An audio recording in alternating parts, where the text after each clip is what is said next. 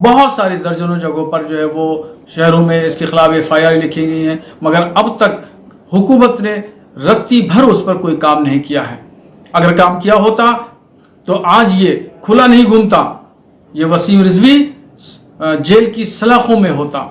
اور جب وہاں پہ ہوتا تو اس کے سارے سی پٹاخ بھول چکے ہوتے۔ اس لیے ضروری ہے کہ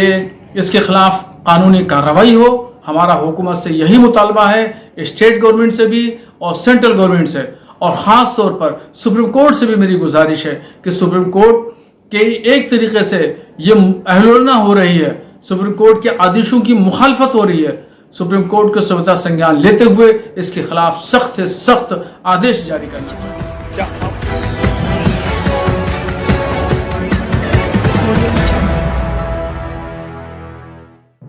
وسیم رضوی دوارا سپریم کورٹ کے آدیشوں کی الیکھنا کی جا رہی۔ نمسکار، آپ دیکھ رہے ہیں خبر بلند بھارت۔ بریلی سے بلند بھارت کے لیے کامران علی کی رپورٹ۔ اتر پردیش شیعہ وقف بورڈ کے پورو ادھیکش و نروچت سدسیہ اتر پردیش شیعہ وقف بورڈ کے وسیم رضوی نے سوشل میڈیا پر ایک اپنی ویڈیو اور ایک پتر جاری کر دعویٰ کیا ہے کہ انہوں نے اللہ کی کتاب قرآن سے 26 آیتیں ہٹاتے ہوئے ایک قرآن تیار کیا ہے، اور اس قرآن کو ان کے دوارا دیش کے پردھان منتری نریندر مودی کو ایک پتر کے ساتھ بھیجا گیا ہے۔ انہوں نے پردھان منتری سے مانگ کی ہے کہ جو پورو سے قرآن مدرسوں اور مسلم سماج میں پڑھایا جا رہا ہے اس کا پڑھنا پرتیبندھت کیا جائے، اور ان کے دوارا صحیح کیا گیا قرآن کو مدرسوں میں پڑھائے جانے اور مسلم سماج میں پڑھائے جانے کی ویوستھا سنشچت کی جائے، جس پر آج بریلی کی درگاہ اعلیٰ حضرت کے مولانا شہاب الدین نے وسیم رضوی دوارا قرآن صحیح کرے جانے کے بیان اور پردھان منتری کو بھیجے گئے وسیم رضوی دوارا قرآن اور پتروں کا وروଧ کیا ہے۔ یہاں آپ کو بتا دیں کہ جب وسیم رضوی نے قرآن کی 26 آیاتوں کو ہٹانے کے لیے سپریم کورٹ میں یاچکا دائر کی تھی تو وسیم رضوی کی یاچکا کے وروਧ میں مولانا شہاب الدین بھی سپریم کورٹ پہنچے تھے، جہاں پر سپریم کورٹ نے وسیم رضوی دوارا دائر یاچکا کو خارج کر دیا تھا۔ سپریم کورٹ کے ججمنٹ کے مطابق آج مولانا شہاب الدین نے بتایا، وسیم رضوی ایک ملعون اور مرتد شخص ہے۔ اس کا مذہب اسلام سے نہ پہلے کچھ لینا دینا تھا اور نہ ہی آج اس کا کچھ مطلب رہ گیا ہے۔ جبکہ وہ شیعہ مذہب سے تعلق رکھتا تھا تو شیعہ علماء نے بھی اس کو مسلک شیعہ سے اس کو خارج کر دیا ہے، چہ جائے کہ سنی عوام سے اس کا کوئی پہلے سے بھی کوئی ناتا رشتہ نہیں تھا۔ اب آج بنام مسلم حکومت کو خوش کرنے کے لیے اور فرقہ پرست جو طاقتیں ہیں ان کو خوش کرنے کے لیے وہ لگا ہوا ہے۔ ابھی کچھ دنوں پہلے 26 آیتوں کو لے کر کے سپریم کورٹ میں اس نے ایک مقدمہ دائر کیا تھا، تو اس کے خلاف ہم نے ایک ریٹ پٹیشن دائر کی تھی، جس پر سپریم کورٹ کے فاضل ججوں نے ایک شاندار اور بڑا تاریخی فیصلہ سناتے ہوئے کہا کہ یہ نہایت ہی گھٹیا شخص ہے اور ہم اس کو خارج کرتے ہیں، اس کی اپیل کو اور اس کی اپلیکیشن کو ہم خارج کرتے ہیں اور اس کے اوپر 50,000 روپیہ کا جرمانہ لگاتے ہیں۔ سپریم کورٹ سے شرمناک ہار کے بعد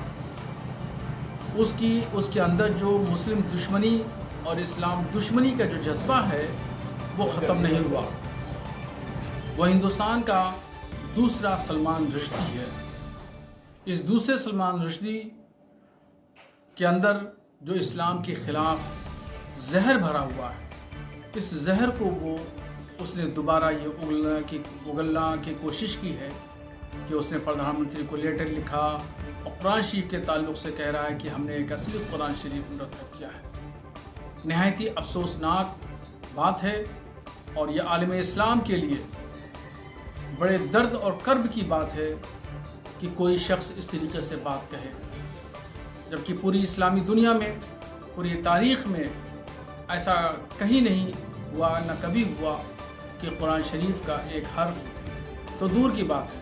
اس کا کوئی ایک نقطہ بھی بدلا گیا ہو۔ حضور صلی اللہ تعالیٰ علیہ وسلم پر نازل ہونے والی یہ آسمانی کتاب جس کو قرآن شریف کہتے ہیں، تو یہ بتدریج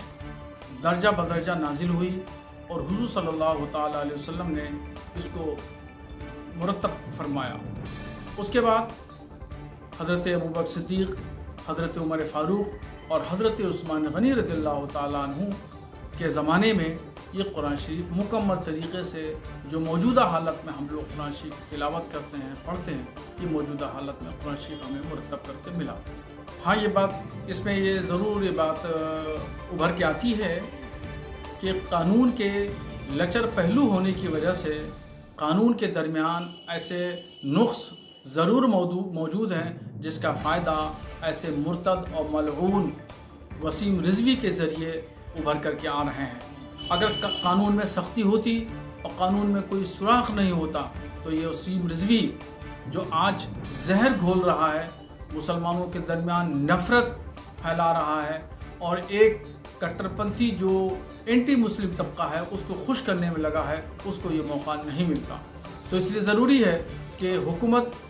स्टेट की हुकूमत और सेंट्रल की हुकूमत खुद जो है वो इस पर नज़र रखे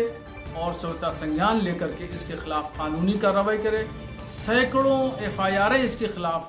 पूरे हिंदुस्तान में लिखी गई हैं। बरेली शरीफ, दिल्ली, बम्बई, मालेगांव, नासिक, पुणे, बहुत सारी दर्जनों जगहों पर जो है वो शहरों में इसके ख़िलाफ़ FIR लिखी गई हैं, मगर अब तक हुकूमत ने रत्ती भर उस पर कोई काम नहीं किया है।